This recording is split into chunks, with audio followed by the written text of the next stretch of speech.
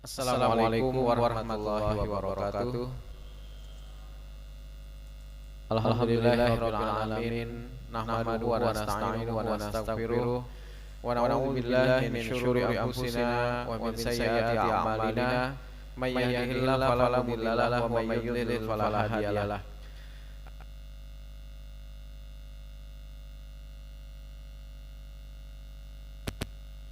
Asyhadu an la ilaha illallah wahdahu la syarikalah wa asyhadu anna Muhammadan abduhu wa rasuluhu la nabiyya ba'dah. Allahumma shalli wa sallim ala nabiyyina Muhammad wa ala alihi wa ashabihi ajma'in amma ba'du. Qala Allah ta'ala billahi minasyaitonir rajim. Ya ayuhan nasu taqu rabbakum alladzi khalaqakum min nafsin wahidah wa khalaqa minha zawjaha wa bassa minhuma rijalan katsiran wa nisaa'a wattaqullaha alladzi tasaaluna bihi wal arham innallaha kana 'alaikum raqiba amma ba'du. Bapak-bapak, ibu-ibu, hadirin wal hadirat rahimani wa rahimakumullah.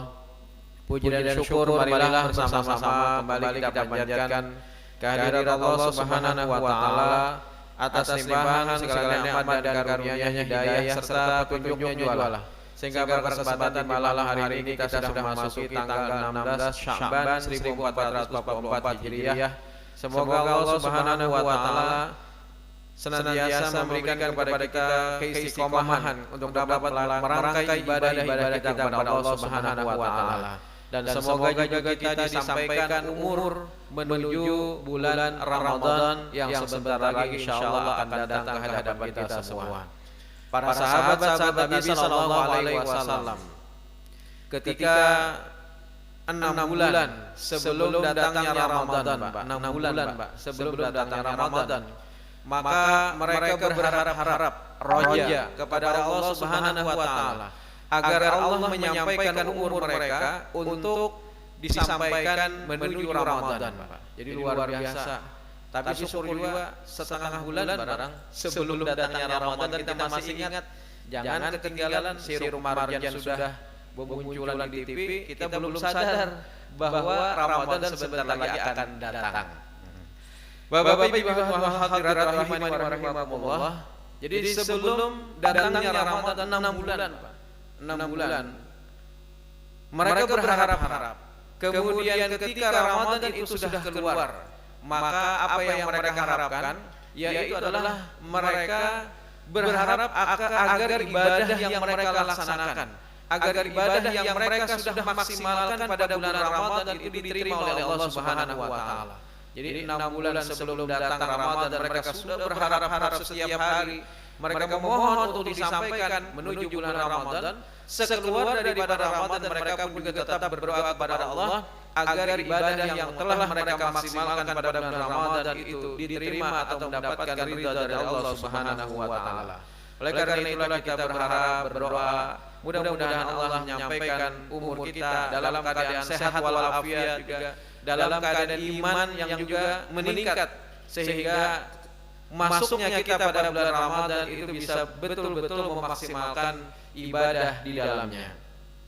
Salawat dan salam semoga senantiasa tercurah kepada Nabi kita Muhammad sallallahu alaihi wasallam beserta keluarga, para sahabat, tabi'in serta pengikut beliau yang senantiasa istiqamah menjalankan sunnah-sunnah makbulahnya hingga akhir zaman.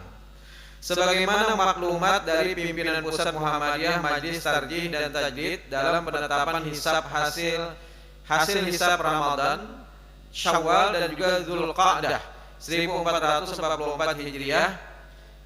Jadi pimpinan pusat dengan ini mengumumkan awal Ramadan, Syawal dan juga Dzulqa'dah 1444 Hijriah. Insyaallah Ramadan pada tahun ini atau di tahun 1444 Hijriah ini akan jatuh bertepatan tanggal 23 Maret. 23 Maret. Nah, hal ini didasari dengan metode hisab wujudul hilal. Jadi hisab hakiki. Nah, jadi ternyata hisab itu ada dua macam, Pak. Ada hisab hakiki, ada juga hisab bil urfi.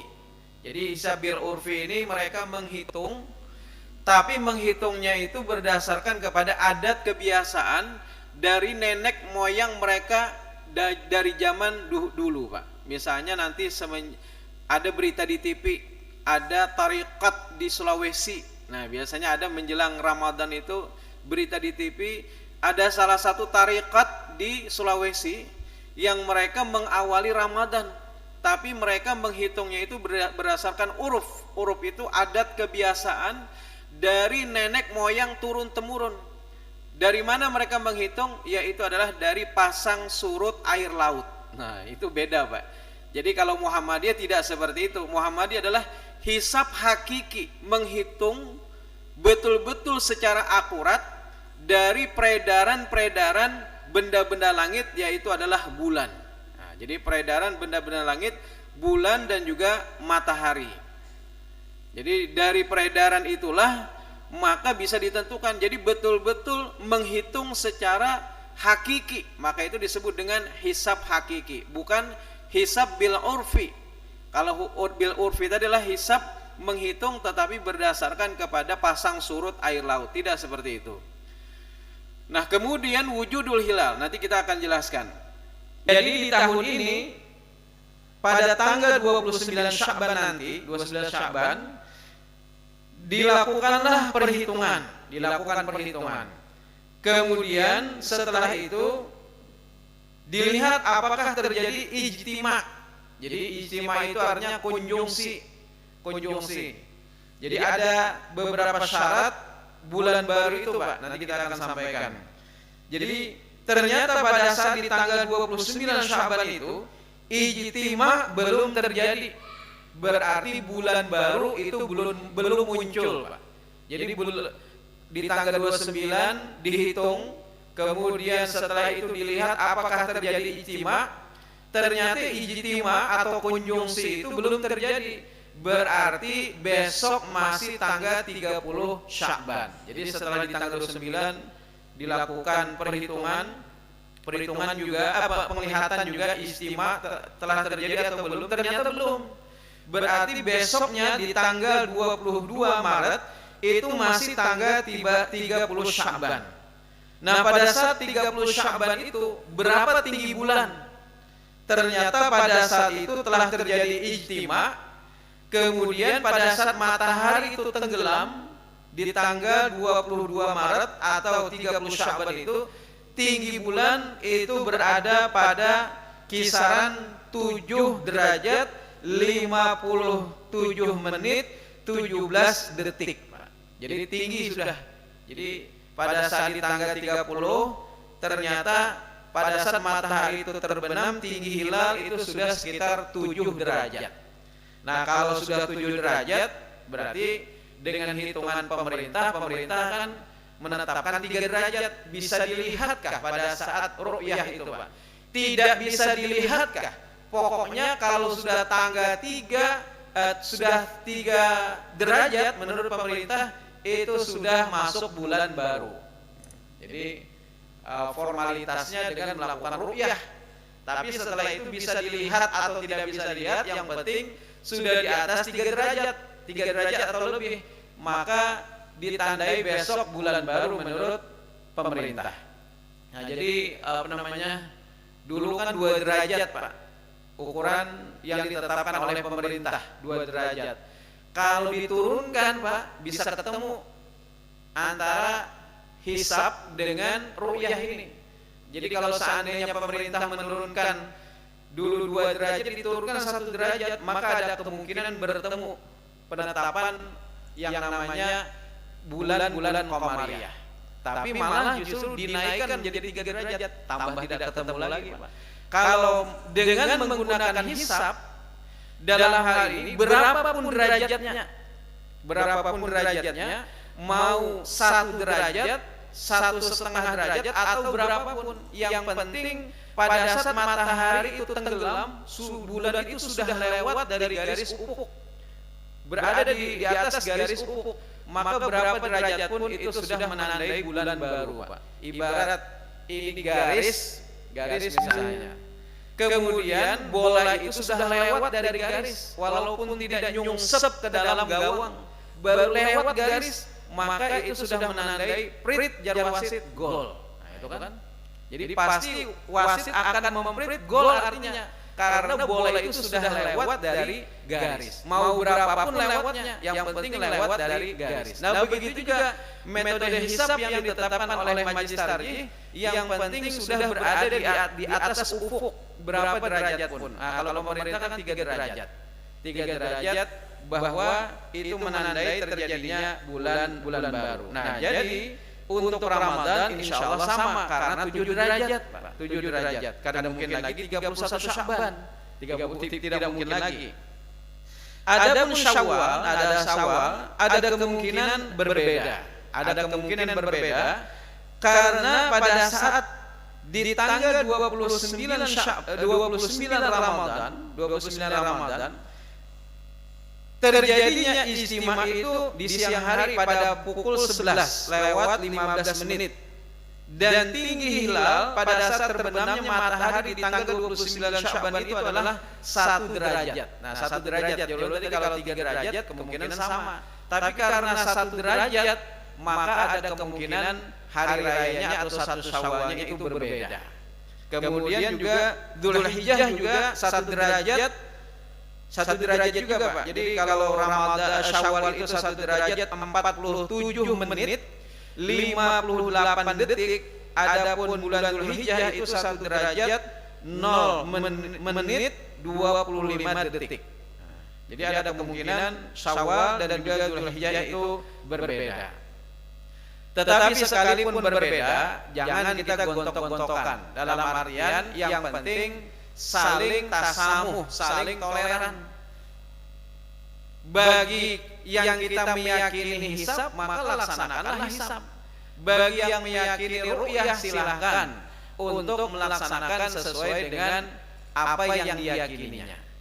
Nah, kada baik itu kalau misalnya hari ini kada berpuasa, tapi hari rayanya 4 isuk. Nah, itu salah. Hari ini kada berpuasa karena meyakini bahwasanya jangan-jangan ini sudah tanggal 1 Syawal. Tapi sini hari rayanya isuk. Nah, itu yang keliru tentunya. Nah, Bapak Ibu wal hadirat rahimakumullah, apalagi sampai 2 kali khutbah. Naik 2 kali khutbah. Hari ini Sidin khutbah, misalnya ikut Muhammadiyah, besok khutbah lagi, ikut pemerintah, ini tersalah lagi, Pak. Bapak Ibu wal hadirat rahimani wa rahimakumullah. Jadi metode hisab itu adalah yang dilakukan Muhammadiyah hisab hakiki, betul-betul secara akurat melakukan perhitungan. Hal ini didasarkan kepada firman Allah Subhanahu wa taala, jadi landasan dalil yang dijadikan sebagai pegangan untuk menjadikan perhitungan itu adalah sebagai bagian daripada sesuatu yang sudah menjadi sunnatullah di dalam peredaran benda-benda langit ini. Jadi hisab itu berasal dari bahasa Arab yang artinya adalah perhitungan atau juga pemeriksaan. Dalam bahasa lain, ilmu hisab itu adalah ilmu hay'ah atau ilmu astronomi, atau juga ilmu falak, atau juga ilmu mawaqit, ilmu yang mempelajari tentang waktu-waktu. Didasarkan surah Yunus ayat 5, Allah berfirman, "Huwallazi ja'ala syamsa diya." Dialah Allah yang menjadikan asy-syams, matahari itu bersinar, wal qamara nura, dan bulan itu bercahaya, Pak. Jadi yang sebelum ilmu pengetahuan itu menemukan, ternyata yang bersinar itu cuma matahari, sementara benda-benda lain itu cuma memantulkan cahaya. Misalnya bulan itu tidak bersinar, Pak, tetapi hanya memantulkan cahaya. 14 abad yang lalu ternyata Allah sudah menjelaskan tentang itu, Pak. Jadi sebelum ilmu pengetahuan menemukan ternyata yang bersinar itu adalah matahari, sementara bulan itu hanya memantulkan cahaya. 14 abad yang lalu Allah sudah mengabarkan tentang peristiwa itu. Dialah Allah yang menjadikan matahari itu bersinar dan juga bulan bercahaya. Untuk apa? Wa qaddarahu manazila lita'lamu adadas sinin wal hisab. Dan Allah sudah menetapkan manzilahnya atau tempat-tempat peredaran daripada bulan itu, Pak. Jadi bulan itu sudah ditetapkan oleh Allah tempat-tempat peredarannya. Supaya apa? supaya kalian mengetahui akan tempat-tempat peredaran dari bulan ini, supaya kalian itu kata Allah mengetahui bilangan tahun dan juga perhitungan akan waktu. Jadi supaya kita ini dengan melihat benda-benda langit ini mengetahui akan yang namanya perhitungan tahun dan juga bilangan akan waktu. Nah, Bapak Ibu wal hadirat rahimakumullah. Jadi sebenarnya benda-benda langit itu sangat akurat, Pak. Allah sudah meletakkan tempat-tempat dari peredarannya sesuai dengan sunnatullah. Jadi kalau misalnya air itu dari atas pasti akan bergerak ke bawah. Itu secara sunnatullahnya. Begitu juga benda-benda langit ini termasuk bulan. Itu bisa dihitung akan peredarannya selama 1 bulan. Jadi kalau tidak 29, maka bulan itu akan beredar 30, Pak.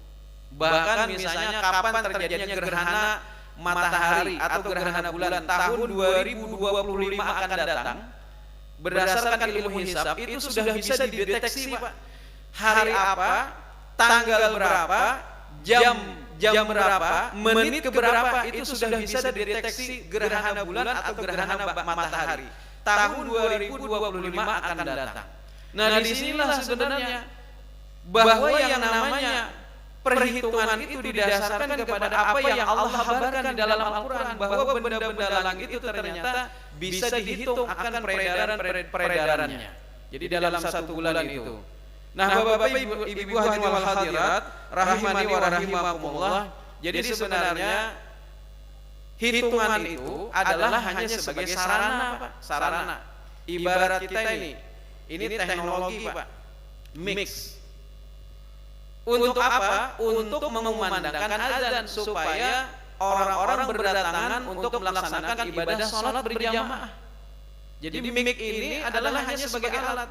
Dulu di zaman Nabi orang Bilal naik ke atas menara untuk mengumandangkan azan. Tapi karena ada teknologi, maka digunakanlah mik untuk menyampaikan yang namanya suara azan agar orang-orang melaksanakan ibadah sholat.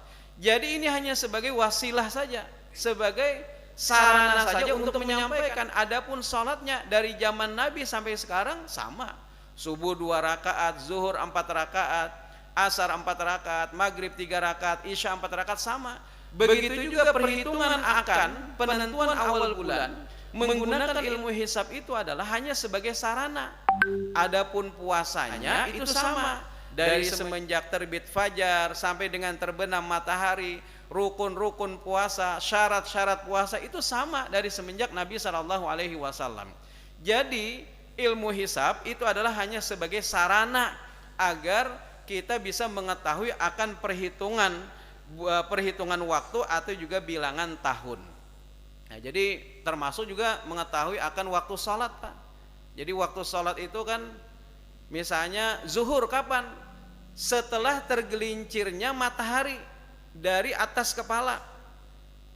Maka saat ini sudah ada yang namanya teknologi untuk menghitung kapan hari ini tergelincirnya matahari. Tidak perlu lagi pian melihat keluar. Oh, ini sudah tergelincirkah matahari, waktu zuhur sudah masuk atau belum? Tidak perlu lagi. Karena apa? Karena sudah ada jadwal waktu sholat. Nah, ini adalah penemuan dari ilmu hisab. Sehingga dalam hal ini penentuan awal bulan pun itu bisa ditentukan menurut ilmu hisab. Adapun puasanya ya sama, sebagaimana puasa yang disyariatkan di zaman Rasulullah SAW. Kemudian Allah juga telah menegaskan asyamsu wal qamaru bihusban. Matahari dan juga bulan itu bihusban, beredar menurut perhitungan. Jadi Allah sudah mengabarkan itu, Pak, dalam Al-Qur'an 14 abad yang lalu, dalam surah Ar-Rahman ayat 5. Jadi matahari dan bulan itu bisa dihitung, bisa beredar menurut perhitungan. Kemudian kenapa di zaman Nabi SAW melihat sumu li ru'yatihi, kata Rasul, berpuasalah kalian karena melihat bulan. Wa aftiru li ru'yatihi, dan berbukalah, maksudnya berbuka ini maksudnya berhari raya, Pak. Berhari rayalah kalian karena melihat bulan. Kenapa di zaman itu Nabi SAW melihat yang namanya untuk menentukan awal waktu? Karena pada saat itu umat Islam belum menemukan yang namanya ilmu hisab, Pak. Jadi ilmu pengetahuan pada saat itu belum melingkupi kaum muslimin. Pada saat itu kaum muslimin belum menguasai yang namanya teknologi, belum menguasai akan ilmu pengetahuan ini. Dan ini bisa dibuktikan dengan hadis Nabi sallallahu alaihi wasallam yang diriwayatkan oleh Imam Bukhari dan Muslim. Kata Nabi apa? Inna ummatun ummiyatun. Sesungguhnya kami adalah umat atau kaum yang ummi. Kaum yang ummi itu maksudnya apa? La naktubu wala nahsubu, kami tidak bisa menulis dan juga kami tidak bisa menghitung akan asy-syahr, akan bulan. Kami tidak bisa menulis dan kami juga tidak bisa menghitung akan bulan. Hakadha wa hakadha, ini yakni marratan tis'atan wa isyrina wa marratan thalathina. Kadang-kadang bulan itu 29, kadang-kadang bulan itu 30. Sehingga wajar pada saat itu kenapa Rasul melihat secara langsung, Pak, untuk menentukan awal bulan, karena pada saat itu ilmu pengetahuan atau kaum muslimin belum menguasainya. Jadi ini dibuktikan dengan hadis Nabi sallallahu alaihi wasallam riwayat Bukhari dan Muslim. Adapun sekarang keadaannya sudah berubah. Alhamdulillah kita menyampaikan azan, sudah ada mic. Alhamdulillah kita menentukan awal waktu sholat, sudah ada perhitungan akan waktu-waktu sholat. Alhamdulillah misalnya untuk menentukan awal bulan kita sudah ada perhitungan akan ilmu hisab. Maka pada saat itu sudah berubah, al-hukmu yaduru ma'a illatihi. Hukum itu beredar sesuai dengan ilatnya, wujudan wa adaman. Ada atau tidak ilat tersebut. Ilat itu bukan lidah, Pak. Ilat itu artinya sebab atau akibat. Nah, pada saat dulu sebabnya apa? Kenapa Nabi melihat secara langsung? Karena pada saat itu ilmu pengetahuan belum dikuasai oleh kaum muslimin. Ada sebabnya. Tetapi alhamdulillah sekarang kaum muslimin sudah menguasai yang namanya ilmu hisab, ilmu perhitungan.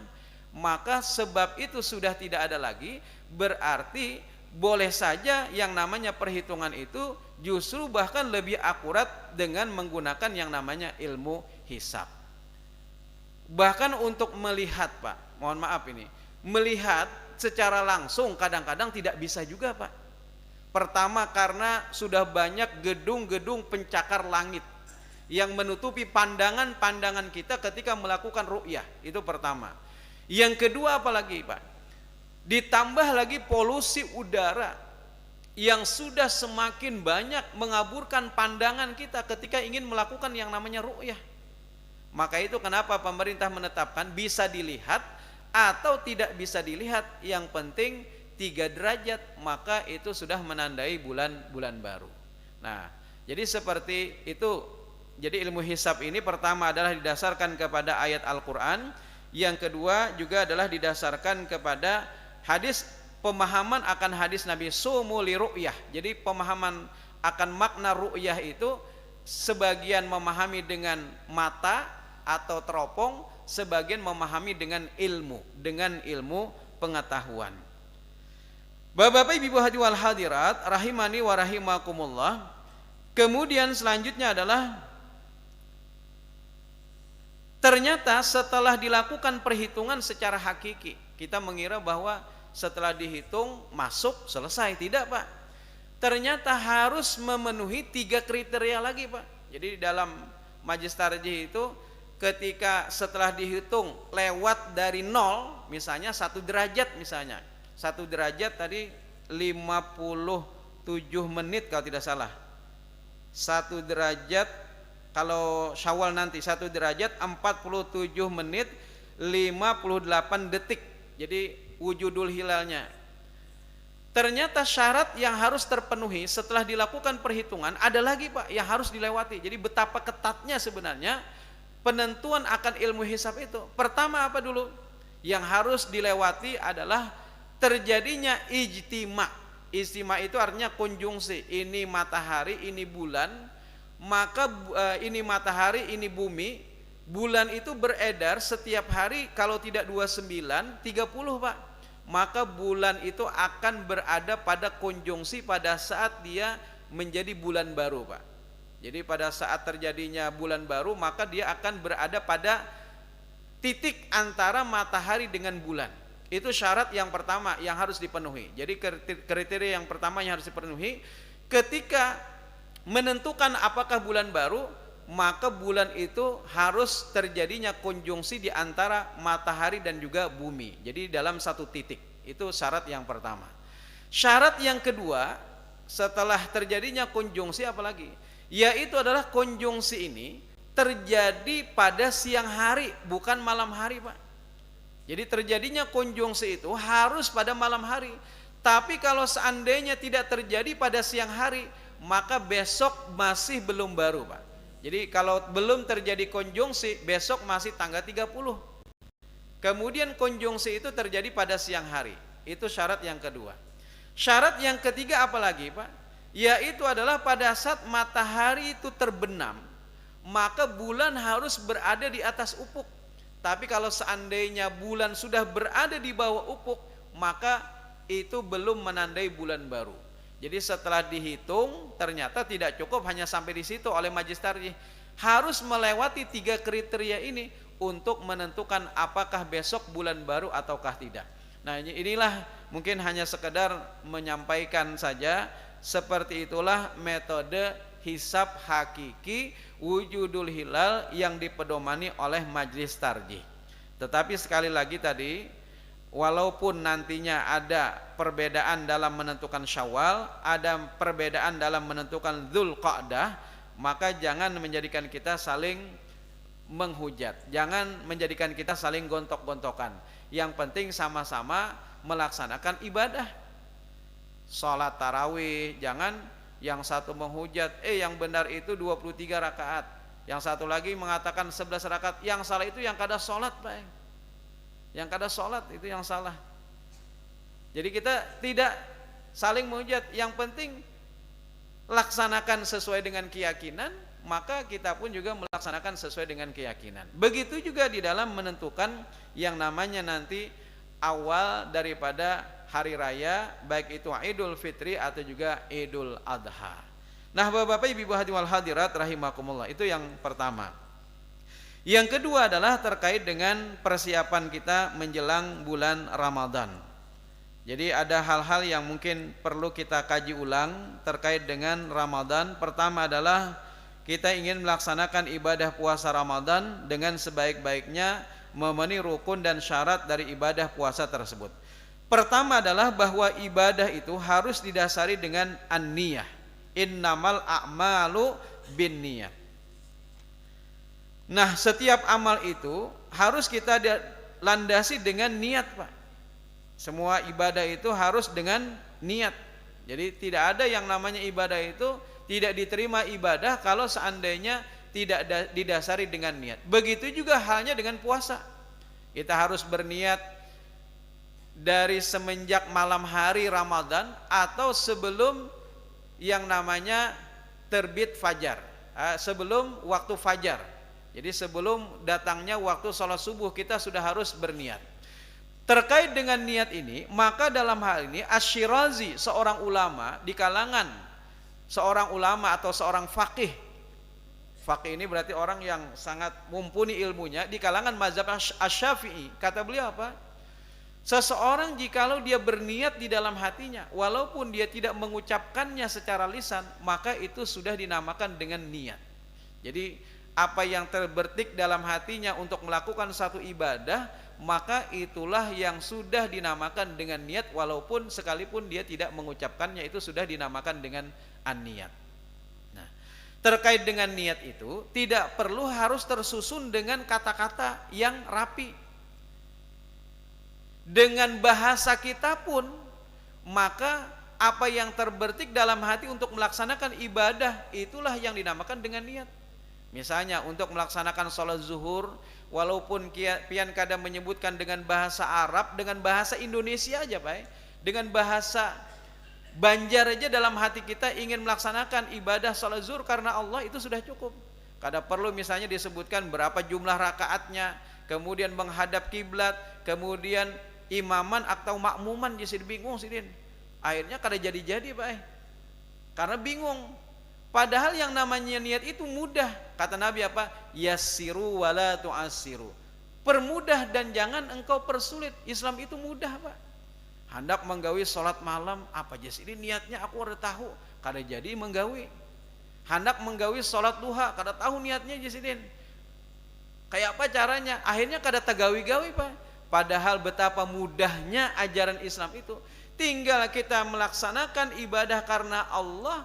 Ingin melaksanakan ibadah karena Allah, maka itu sudah dinamakan dengan niat Pak. Jadi betapa mudahnya. Jadi kadang-kadang kita sendiri yang memberat-beratkan diri kita.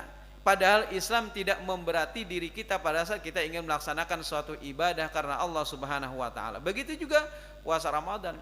Jadi niatkan saja di dalam hati untuk melaksanakan ibadah Ramadan ini selama 1 bulan penuh karena Allah, ya itu sudah beres Pak. Kada perlu misalnya setiap hari pian berniat. Dari awal Ramadan itu sudah pian niatkan untuk melaksanakan ibadah puasa ini karena Allah, itu sudah cukup. Sudah cukup. Termasuk juga mungkin bagi ibu-ibu, walaupun di tengah-tengah nanti ada haid sehingga dia harus membatalkan puasanya, tapi boleh dia berniat untuk melaksanakan puasa dengan niat di dalam hatinya selama 1 bulan penuh, tapi ketika nanti datang haidnya maka dia harus membatalkan puasanya. Jadi yang pertama adalah an-niyat. Jadi betapa mudahnya Islam itu. Kemudian selanjutnya adalah melaksanakan ibadah puasa Ramadan, yaitu dari semenjak fajar sampai dengan terbenam matahari. Nah, terbenam matahari. Kemudian pada saat itu siapa-siapa saja orang yang diperbolehkan untuk tidak berpuasa karena ada sebab. Pertama adalah karena orang dalam keadaan sakit. Faman kana minkum maridan. Jadi barang siapa di antara kalian yang sakit, aw ala safar atau dalam perjalanan, fa iddatum min ayyamin ukhar, maka baginya boleh mengganti di hari yang lain. Jadi bagi yang sakit ringan maksudnya apalah. Kemudian juga yang kedua adalah dalam keadaan safar. Tapi kalau misalnya dua-duanya ingin juga berpuasa, maka silahkan. Apalagi misalnya perjalanannya mudah, menggunakan pesawat nyaman aja, boleh saja dia berpuasa. Tapi kalaupun dia tidak berpuasa, asalkan dia mengganti di hari yang lain, maka diperbolehkan. Kemudian selanjutnya adalah orang yang boleh meninggalkan puasa dan wajib baginya mengganti dengan membayar fidyah. Fidyah itu 1 mud makanan. Jadi 1 mud itu seukuran dengan 2 genggaman ini Pak, 2 telapak tangan, itu 1 mud. Atau seukuran 0,6 kg beras. Atau kalau kita kalkulasikan dengan uang, itu cukup bagi seseorang makan 1 hari dalam satu hari. Jadi 1 hari misalnya cukupnya makan berapa Pak? 15.000 misalnya. Taruh 3 kali berarti 45.000. Jadi silakan genapkan misalnya 50.000, kalikan berapa hari dia meninggalkan puasa. Ini boleh dibayarkan melalui Lajismu, Lembaga Amil Zakat Muhammadiyah. Nanti Lajismu yang akan membelikan makanan-makanan tadi untuk diberikan kepada fakir dan miskin. Jadi fidyah itu memberi makan fakir miskin dari tiap-tiap hari yang dia tinggalkan. Misalnya taruhlah sebulan misalnya ibu hamil. Nah, bagi mereka yang boleh untuk membayarkan fidyah ini, pertama adalah orang yang tidak kuat berpuasa karena manula, karena tua, sudah jompo, tidak kuat lagi berpuasa, maka pian boleh membayarkan orang tua pian yang sudah jompo dengan hanya membayar fidyah saja. Yang kedua adalah orang yang sakit berat atau sakit menahun, yang tidak ada harapan sembuh. Kemudian yang ketiga adalah perempuan yang dalam keadaan hamil atau menyusui akan anaknya, yang dia khawatir akan kehamilannya atau yang dia khawatir akan anaknya, sehingga pada saat menyusui khawatir akan kekurangan misalnya air susu, maka dia boleh untuk tidak berpuasa, tapi dia wajib untuk membayar fidyah. Nah, jadi pilihannya membayar fidyah kah atau membayar puasa. Tapi kalau dia tidak membayar puasa, maka boleh dengan membayar fidyah saja, tidak perlu double Pak. Ada yang mengatakan double, kasihannya Pak, double Pak. Misalnya ada bibinian yang ibu-ibu hamil setumat aja Pak, kosong, sakanya tahun depan diisi pulang. Itu kan apabila pulang sidin membayar. Nah, Islam sudah memberikan kemudahan rukhsah, yaitu cukup baginya hanya membayar fidyah saja, tidak double. Ini sudah bayar fidyah, bayar puasa lagi, sementara sidin hamil tiap tahun. Nah, itu kasihan benar. Maka dalam ini cukup bagi sidin hanya membayar fidyah saja. Kemudian selanjutnya adalah, nah ini disebutkan juga di dalam hadis Nabi Shallallahu Alaihi Wasallam. Qala Ibnu Abbas, rukhisa li Syekhil Kabir. Jadi Ibnu Abbas pernah juga meriwayatkan, dibolehkan bagi orang yang manula atau jompo, ayuftira wa yut'ima kullu wa yut'ima fi kulli yaumin miskinan. Jadi bagi mereka yang dalam keadaan manula atau juga jompo, untuk berbuka atau tidak berpuasa, dan wajib bagi mereka membayar fidyah tiap-tiap hari yang mereka tinggalkan itu adalah memberi makan seorang miskin. Wala qadha alaih, dan tidak ada qadha baginya. Kemudian juga bagi wanita yang dalam keadaan menyusui tadi, dan juga bagi wanita dalam keadaan hamil. Kemudian selanjutnya sedikit lagi pula, apa-apa saja yang dianggap membatalkan puasa selama ini, padahal itu adalah bukan pembatal puasa. Pertama, memasuki waktu subuh dalam keadaan junub.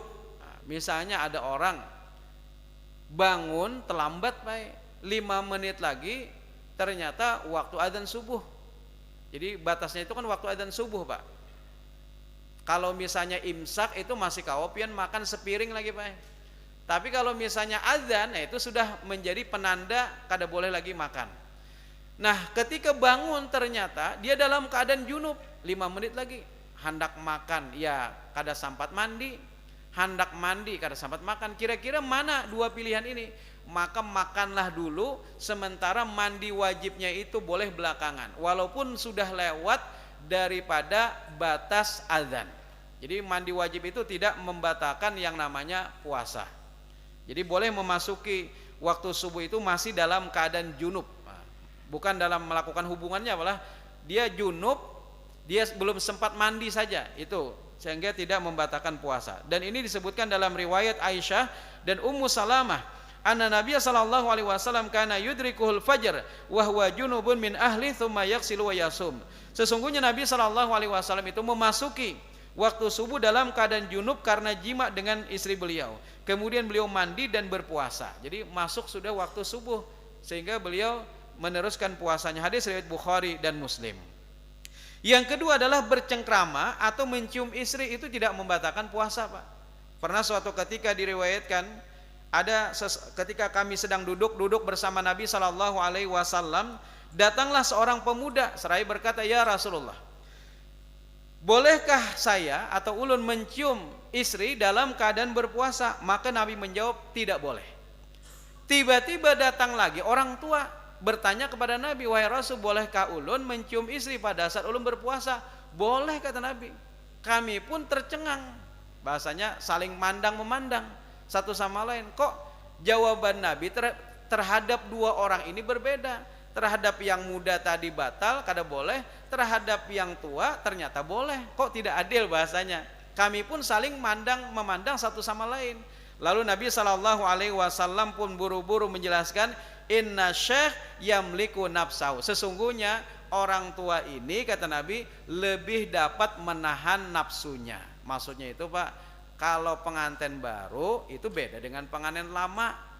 Amun pengantin baru itu bisa konslet, Pak, hati-hati bahasanya. Maka itu kenapa Nabi menahan dulu di awal, kada boleh supaya kada konslet, kada terjerumus. Nah itu kan.